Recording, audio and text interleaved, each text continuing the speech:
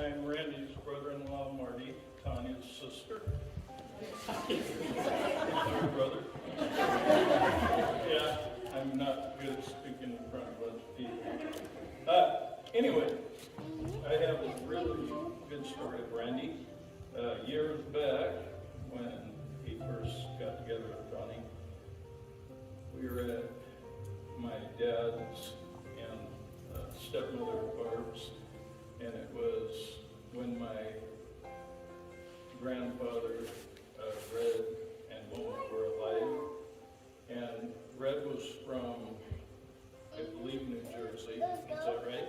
New Jersey. And he was an avid Green Bay fan. And I grew up with Green Bay as a grandkid. Randy, we all know Dallas, the Cowboys. How about those Cowboys? And that's what I remember of Randy. And it's very annoying. and just serious, just dead serious about it. So we have this, back to what I was saying with my cobweb of events. We have this thing up at my dad's. Green Bay is playing Dallas. Wow. So you have Randy, every time Dallas scores and does something good, how about those Cowboys? And my grandpa, oh no, he did not like that. And so he's turning red. And we see this, and I go outside with my dad, and I say, what's going to happen in there? He goes, well, I tell you what's going to happen. Your grandpa's going to kick out of Randy.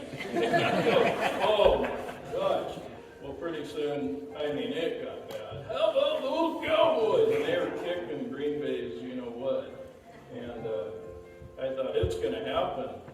And they had a two-story home at this, a new two-story. And the next thing you know, I go, where'd Red go? Well, he's upstairs watching the game by himself because Randy's down here or they're going to get into it. And, it was major. I'll never forget that.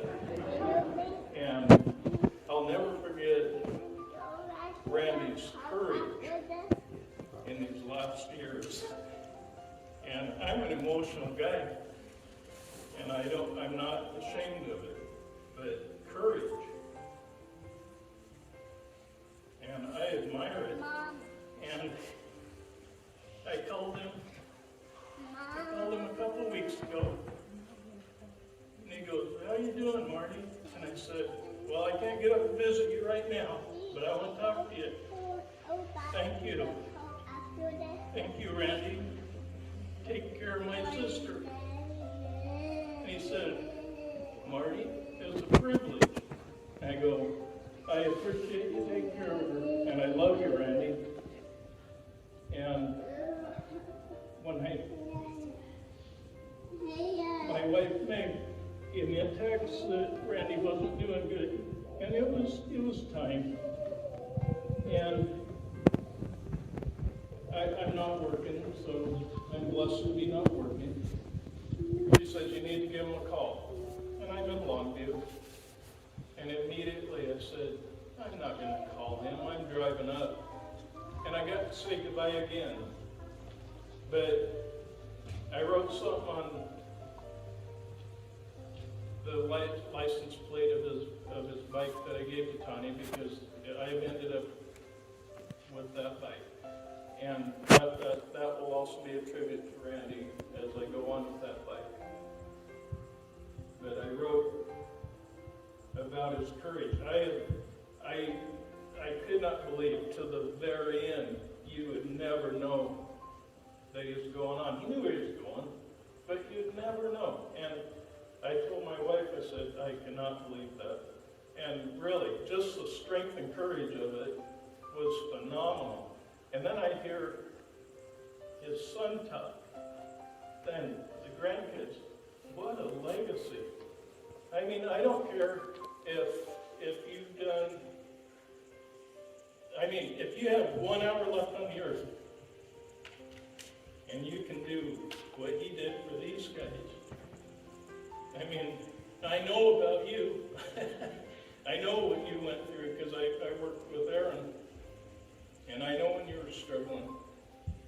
And I'm proud of you. I'm amazed what you did up here.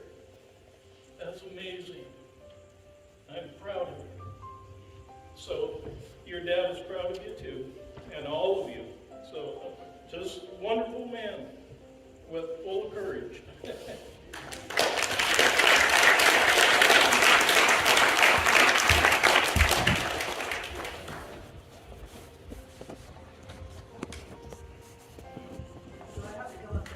Come on, Grandma. Don't be shy. I'm not shy. I'm just old.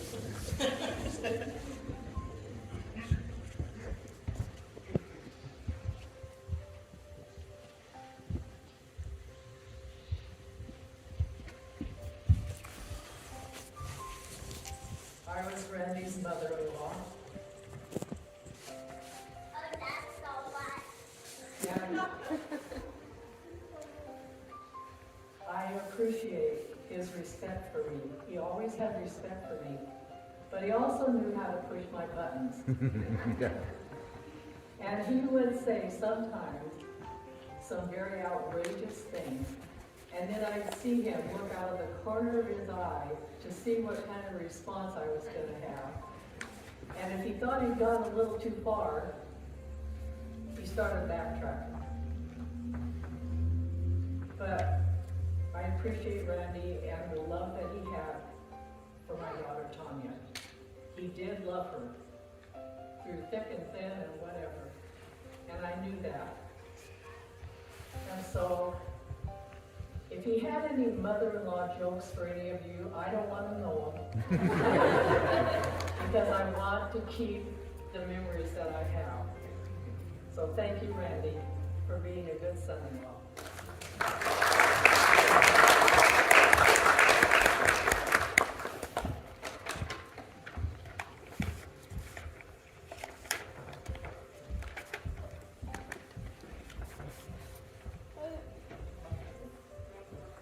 Okay, this one's quick, but I just have one more. Last week of Randy's life.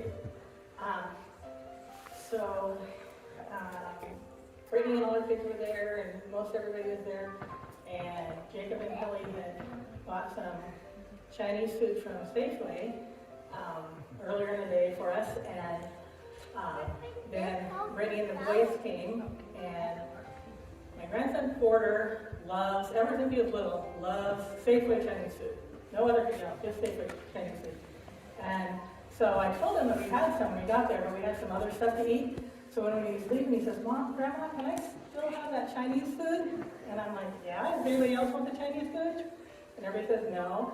And then Randy looks up and he says, Porter, you take food from a dying man?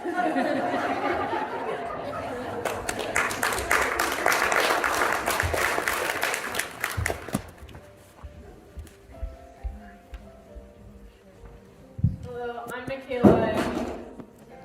Me and my family got the privilege to have Randy living with us for those bonus years that he got, and Tanya as well. But I think, a lot of people have alluded to Randy just being like really playful and fun, and he was courageous, right? Like we never would have guessed that he was dying of cancer for the time that he lived with us. He was always outside in our big yard playing with the boys, and he loved you guys a lot.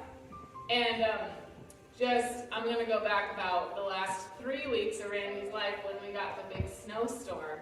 And I'm walking out of our house, there's a carport between us, and I'm walking out of my back door, and all of a sudden this snowball hits me in my back. And I have no idea where it's coming from, and I look over and there's Randy, and he is belly laughing because he's been collecting these snowballs on his porch. And I think he just sat in the house and listened for when our door opened so that he could come out and throw snowballs at all of us. And he was just a really fun guy and a really great neighbor. And I'm just thankful for the opportunity that we got to know him.